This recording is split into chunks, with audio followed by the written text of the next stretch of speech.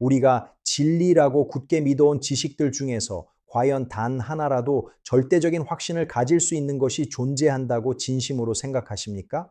오늘 우리는 인류 지성사의 가장 거대한 줄기인 성인 소크라테스의 발자취를 따라가며 그가 왜 자신의 무지를 아는 것이 진정한 지혜의 시작이라고 선언했는지 20분간의 대장정을 통해 깊이 있게 탐구해 보겠습니다. 이 여정은 단순한 지식의 전달을 넘어 여러분의 삶을 송두리째 뒤흔들 성찰의 시간이 될 것임을 확신합니다. 진정한 삶을 향한 소크라테스의 고독하고도 찬란한 투쟁 속으로 지금 바로 여러분을 안내하겠습니다. 소크라테스의 목소리가 들리는 듯한 현장 속으로 함께 들어가 보시겠습니다. 기원전 5세기의 아테네가 우리를 기다리고 있습니다. 지혜의 문을 열어보겠습니다. 기원전 444년에 아테네는 페르시아 전쟁의 승리 이후 지중해의 패권을 장악한 해상 제국의 정점에 서 있었으며 인류 문명의 가장 찬란한 황금기를 구가하고 있었습니다. 페리클레스는 델로스 동맹에 막대한 자금을 투입하여 아크로폴리스를 재건하고 파르테논 신전이라는 불멸의 걸작을 세우며 아테네의 위엄을 전 세계에 과시했습니다. 당시 아테네는 직접 민주주의가 실현되는 유일한 공간이었으며 시민들은 매일 아침 광장에 모여 국가의 운명을 토론하고 법적 정의를 실현하는 일에 자부심을 느꼈습니다.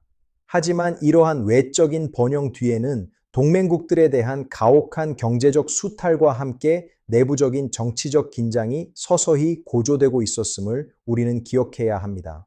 소크라테스는 이러한 번영의 정점에서 인간의 영혼이 진정으로 추구해야 할 가치가 무엇인지 묻기 시작했으며 이는 아테네 사회의 새로운 파장을 불러 일으켰습니다. 그의 질문은 화려한 대리석 기둥 사이로 울려 퍼지며 시민들의 안일한 정신을 일깨우는 날카로운 자극이 되었습니다. 이제 우리는 그가 거닐었던 역사의 현장으로 더 깊이 들어가 그 시대의 공기를 직접 느껴보도록 하겠습니다. 아테네의 거리는 지식에 대한 열망과 세속적인 성공에 대한 욕망이 뒤섞인 거대한 용광로와 같았습니다. 당시의 화려함 속에 감춰진 진실의 조각들을 하나씩 찾아 나서 보겠습니다. 역사적인 증거들이 우리 앞에 펼쳐집니다. 아테네는 지형적으로 험준한 산맥에 둘러싸여 있으면서도 바다를 향해 열려있는 천혜의 요새였으며 이러한 지리적 환경은 아테네인들에게 진취적이고 개방적인 사고방식을 선물했습니다. 피레우스 항구는 지중해 전역의 물자와 새로운 사상이 끊임없이 유입되는 통로였으며 시장 아고라는 이 모든 정보가 교환되고 철학적 논쟁이 꽃피는 거대한 지적 실험실이었습니다.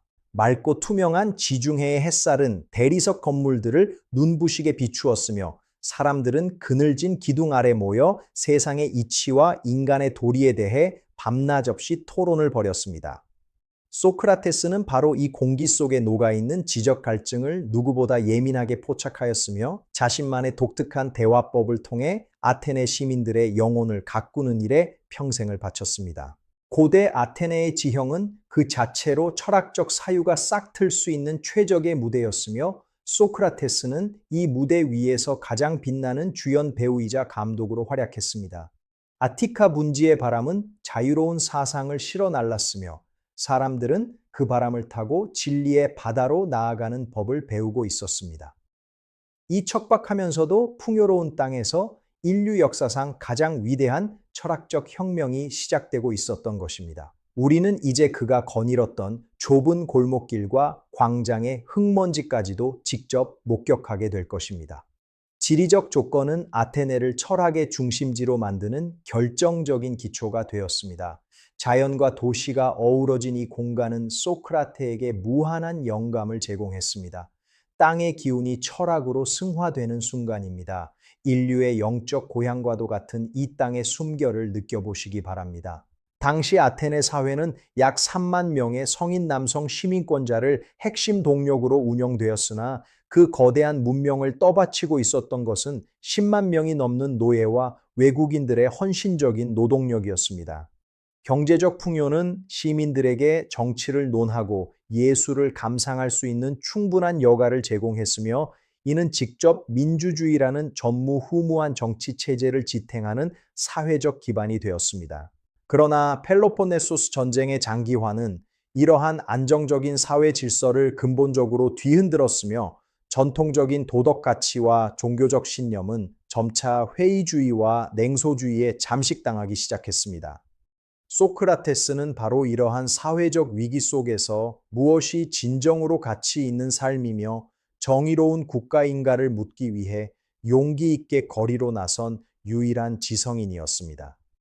그는 신분이나 재산의 유무에 관계없이 누구에게나 질문을 던졌으며 이는 기존 질서에 안주하며 권력을 탐하던 기득권 세력에게 커다란 정치적 위협으로 다가왔습니다.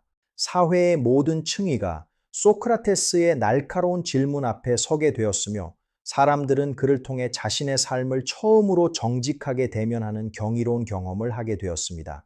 아테네 사회의 역동적인 모습은 곧 소크라테스 철학이 탄생하고 성장하는 거대한 자양분이 되었음을 우리는 부인할 수 없습니다. 민주주의의 산실이었던 이곳에서 지독할 정도로 정직한 한 인간의 투쟁이 시작되고 있었습니다. 우리는 그 치열한 사회적 갈등의 현장을 이제 손에 잡힐 듯 생생하게 목격할 것입니다. 사회 구조의 변화는 곧 사상의 변화를 불러왔습니다.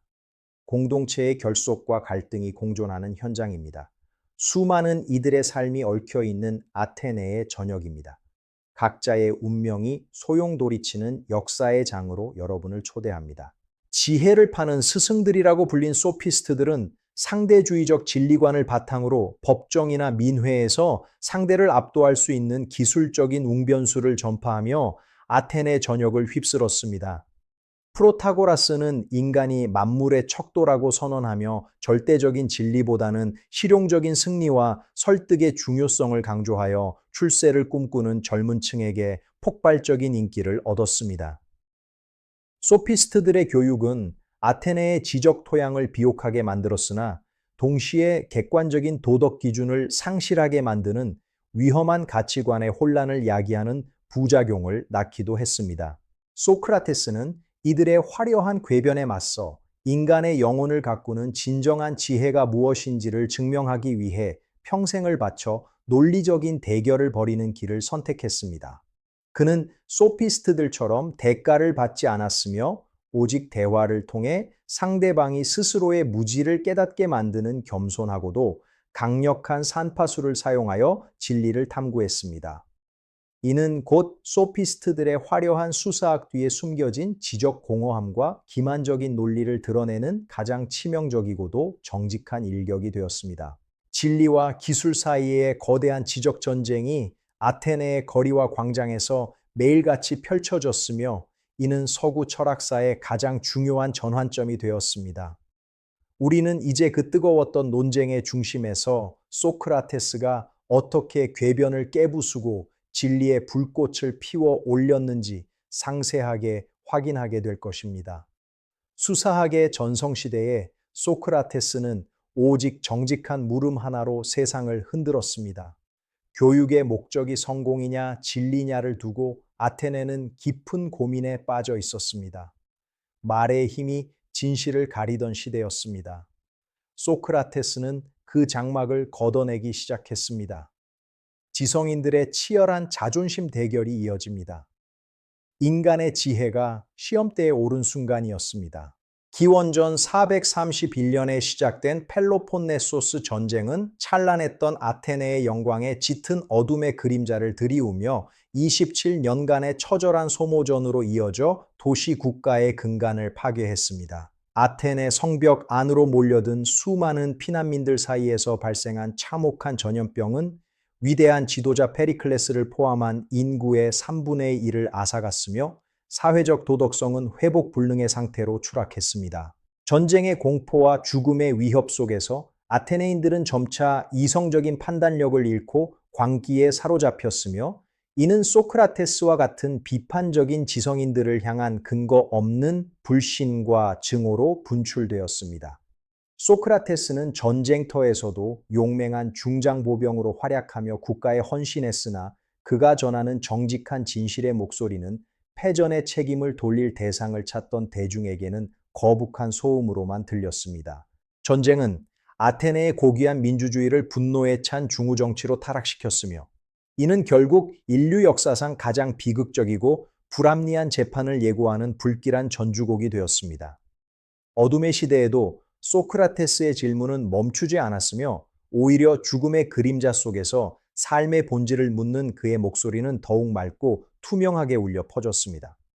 우리는 이제 그 참혹한 전란의 소용돌이 속에서도 자신의 철학적 신념을 굽히지 않았던 한 인간의 위대한 고독을 목격하게 될 것입니다. 전쟁의 상처는 깊었으나 그 상처 위에서 지혜의 꽃은 더욱 붉게 피어났습니다. 절망의 끝에서 소크라테스는 희망이 아닌 진리를 말하고 있었습니다. 문명이 무너지는 소리가 들리는 듯합니다. 비극의 심연 속으로 들어갑니다. 아테네의 눈물이 바다를 적십니다. 시대의 아픔을 온몸으로 견뎌낸 이들의 이야기가 시작됩니다.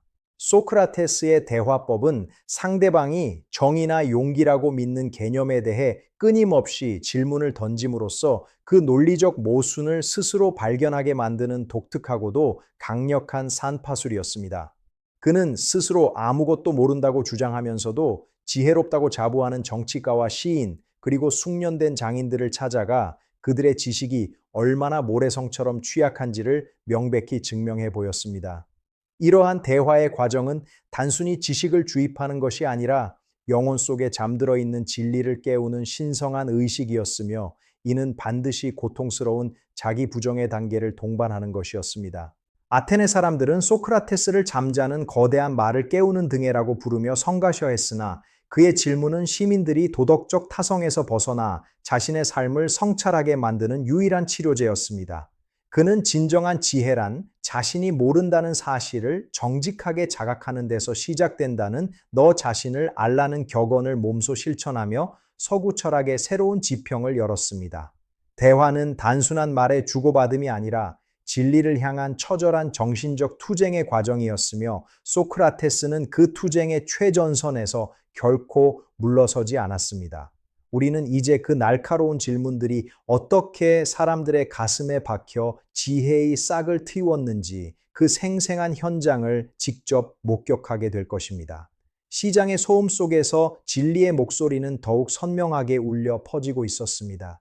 질문은 그 자체로 가장 강력한 철학적 무기가 되었습니다. 상대방의 무지가 드러나는 순간에 정적까지 묘사합니다. 지적 경이로움이 광장을 가득 채웁니다. 진실을 향한 발걸음이 계속됩니다. 깨달음의 순간이 우리 앞에 다가옵니다.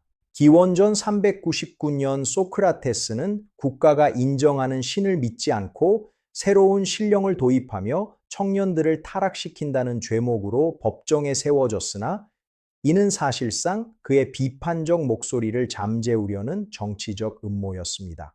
500인의 배심원 앞에서 행한 그의 당당한 변론은 구걸이나 타협이 아니라 자신의 철학적 신념을 마지막 순간까지 수호하려는 진리의 선언이었으며 이는 후대의 소크라테스의 변명이라는 불멸의 기록으로 남았습니다. 그는 죽음의 위협 앞에서도 결코 비굴하게 목숨을 구걸하지 않았으며 오히려 자신은 아테네라는 거대한 잠든 말을 깨우기 위해 신이 보낸 귀한 선물이라고 역설하며 배심원들을 당혹해 했습니다.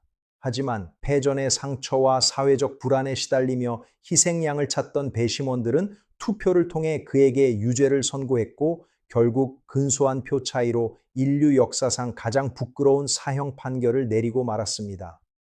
법정의 공기는 비극적인 침묵 속에 얼어붙었으나 소크라테스의 눈빛은 그 어느 때보다 맑고 투명하게 빛나며 진리의 승리를 예고하고 있었습니다. 인류 역사상 가장 부당하고도 위대한 재판이 마무리되는 순간 소크라테스는 오히려 자신을 사형에 처한 이들을 가엾게 여기며 평온함을 유지했습니다. 우리는 그 운명적인 재판의 매 순간을 이제 손에 잡힐 듯 생생하게 목격하게 될 것입니다. 법정의 그림자는 길었으나 소크라테스의 진실은 그보다 더 깊은 곳을 비추고 있었습니다. 판결문은 낭독되었으나 역사는 그를 무죄라고 기록할 준비를 하고 있었습니다. 정의의 이름으로 행해진 불의의 현장입니다. 배심원들의 고뇌와 확신이 교차합니다. 세기의 판결이 내려집니다. 역사가 기억할 진실의 목소리를 들어보시기 바랍니다. 탈옥을 권유하는 오랜 친구, 크리톤의 간곡한 제안을 단호히 거절하며 소크라테스는 악법도 법이라는 정신을 몸소 보여줌으로써 국가의 질서와 자신의 철학적 일관성을 마지막까지 수호하는 길을 선택했습니다. 그는 죽음이란 영혼이 육체라는 비좁은 감옥에서 벗어나 영원한 진리의 세계로 나아가는 축복이라고 믿었기에 조금의 두려움도 없이 간수가 건네는 치명적인 동미나리즙을 담담히 받아 마셨습니다. 제자들의 처절한 오열 속에서도 그는 평온한 목소리로 마지막 인사를 건넸으며 아스클레피오스에게 닭 한 마리를 빚졌으니 잊지 말고 꼭 갚아달라는 수수께끼 같은 유언을 남기고 인류 지성사의 한 페이지를 마감했습니다. 그의 죽음은 단순한 육체적 소멸이 아니라 철학적 불멸의 시작이었으며 아테네 시민들에게는 씻을 수 없는 양심의 가책을, 그리고 인류에게는 영원히 꺼지지 않는 지혜의 등불을 유산으로 남겨주었습니다. 감옥의 차가운 벽면은 그의 마지막 숨결을 머금은 차에 위대한 역사의 증인이 되었으며 소크라테스는 그렇게 인간에서 신화가 되었습니다. 우리는 그 숭고한 임종의 현장을 이제 시공간을 초월하여 생생하게 목격하게 될 것입니다. 독배 속의 어둠은 빛으로 변하여 세상을 비추기 시작했습니다. 지혜의 거인은 조용히 눈을 감았으나 그의 사상은 이제 막 눈을 뜨고 있었습니다. 비극은 끝났으나 진리는 이제부터 시작이었습니다. 마지막 숨결이 잦아드는 순간의 고요함입니다. 제자들의 눈물 속에 철학의 씨앗이 심어집니다. 영원한 안식에 든 현자입니다. 거룩한 죽음의 의미를 되새겨보는 시간입니다. 소크라테스는 단 한 줄의 글도 남기지 않았으나 그의 사상은 제자 플라톤을 통해 서구 철학의 거대한 뿌리가 되었으며 인간의 이성을 신뢰하는 모든 현대 학문의 견고한 기초가 되었습니다. 그의 비판적 사고방식과 도덕적 용기는 중세와 르네상스를 거쳐 근대 시민사회의 형성 과정에까지 지대한 영향을 미쳤으며 오늘날 우리가 누리는 민주주의와 인권의 가치 속에도 깊이 각인되어 살아 숨쉬고 있습니다. 그는 지식보다 더 중요한 것은 선하게 사는 것이며 성찰하지 않는 삶은 인간으로서 살 가치가 없다는 영원 불변의 진리를 우리에게 가르쳐 주었습니다. 수천 년의 세월이 흘러 아테네의 화려한 대리석 건물들은 무너져 유적이 되었으나 소크라테스가 세상에 던진 날카로운 질문은 여전히 우리 영혼을 깨우는 채찍으로 남아 있습니다. 그의 유산은 인류가 존재하는 한 영원히 계속될 것이며 소크라테스는 죽었으나 그의 철학은 지금 이 순간에도 우리 곁에서 진정한 삶의 길을 안내하고 있습니다. 우리는 이제 그가 남긴 거대한 지혜의 바다에서 우리 자신의 모습을 비추어 보며 이 긴 여정을 마무리하고자 합니다. 역사는 그를 죽였으나 철학은 그를 영원히 살게 했습니다. 인류의 지성사가 계속되는 한 소크라테스의 이름은 진리의 다른 이름으로 불릴 것입니다. 마지막 장을 넘기며 우리는 다시 한번 무지의 지혜를 되새겨 봅니다. 지혜의 여정은 결코 끝나지 않았습니다. 시간이 흘러도 변하지 않는 가치를 되새깁니다. 인류의 스승 소크라테스를 기억합니다. 지성의 불꽃은 꺼지지 않습니다. 영원히 빛날 철학의 성화를 여러분께 전달합니다. 자신의 무지를 정직하게 직시하는 용기야말로 진정한 지혜의 출발점임을 우리는 소크라테스의 삶을 통해 다시 한번 뼈저리게 깨달았습니다. 오늘 함께 하신 20분간의 대장정이 여러분의 삶을 더욱 깊고 풍요롭게 만드는 소중한 성찰의 계기가 되었기를 진심으로 기원합니다.